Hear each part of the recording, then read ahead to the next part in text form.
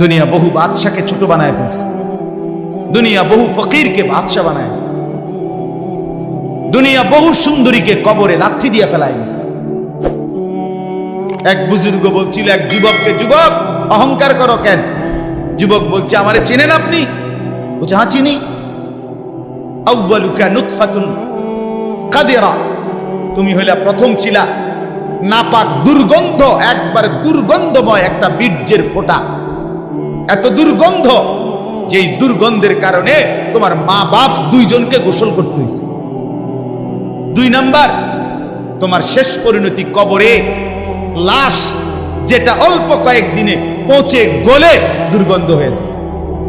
3 number, তুমি যে এখন হাঁটা চলা করতেছ, তোমার পেটে যদি ছিদ্র করে ফুঁক পারে, ছিদ্র করে বের হবে দুর্গন্ধময় কতগুলো পায়খানা।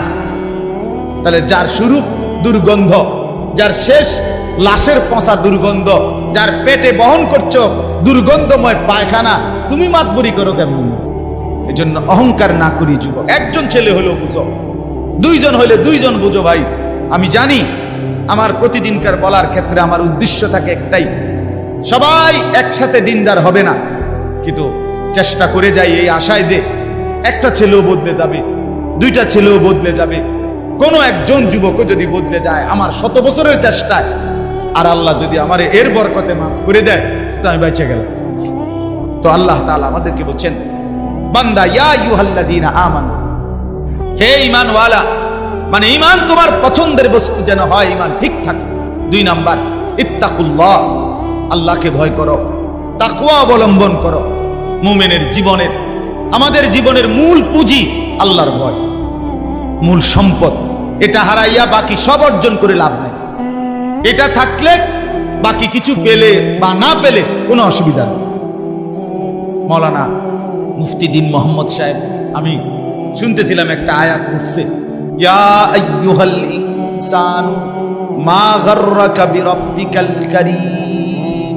রব্বুল আলামিন বলেন, আল্লাহ তাআলা ডাক দিয়ে বলেন, হে মানুষ, আমার মতো দয়ালু মুনিব, আমার মতো মেহেরবান মাওলা, আসমান জমিন আর গোটা কায়নাত দিয়ে 24 ঘন্টা যে মুনিব, আমি আল্লাহ তোদেরকে লালন পালন করছি।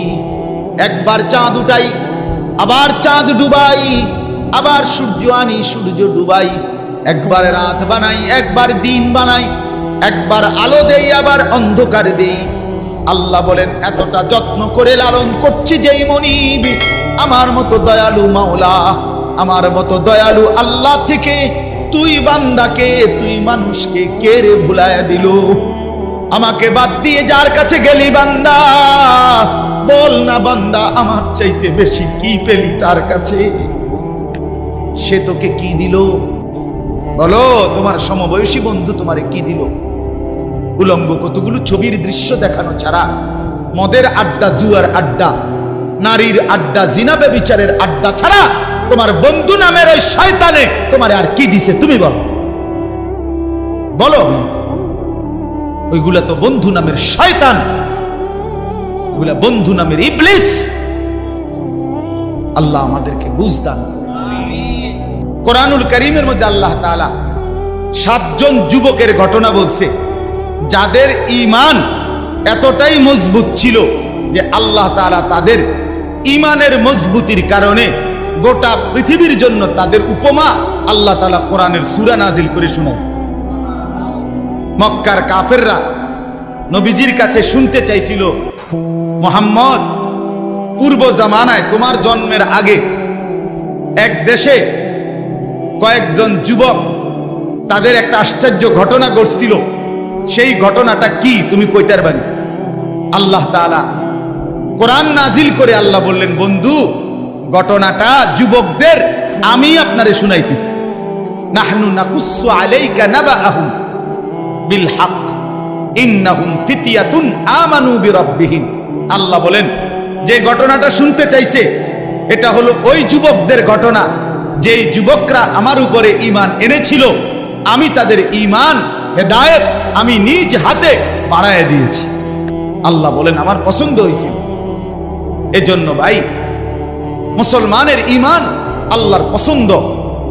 ঈমানবিহীন গোটা পৃথিবী পেলেও লাভ নাই। ঈমান পেয়ে সব হারাইলেও লস নাই, আল্লাহকে পেয়ে সব হারালেও লস নাই, আল্লাহকে না পেয়ে গোটা পৃথিবী 10 বার পেলেও কোনো লাভ নাই। কারণ পৃথিবীকে তুমি যতই আঁকড়াইয়া ধরো, পৃথিবী তোমারে থাকতে দিবেন, লাথি দিয়া কবরে ফেলে দিবে। দুনিয়া ধোকা, দুনিয়া ধোকা, দুনিয়া তামাশা, দুনিয়া খেলাধুলা। এই হাসে তো এই কাঁদে, এই ফুর্তি তো এই আবার হসপিটাল, এই আনন্দ এই বেদনা। দুনিয়া এমন, মুহূর্তে মুহূর্তে দুনিয়ার অবস্থা বদলে যায়, মানুষের অবস্থা বদলে যায়। এই জাগতাগরা জোয়ান, কয়েক বছরের ব্যবধানে উনি আবার বৃদ্ধ। এই শক্ত সামর্থ্য যুবক, একটা দুইটা রোগ ধরছে, এবার একদম কঙ্কাল। এর নাম দুনিয়া বন্ধু। দুনিয়া এক অবস্থার উপরে থাকতে দেয় না। আল্লাহ আমাদেরকে বুঝ দান।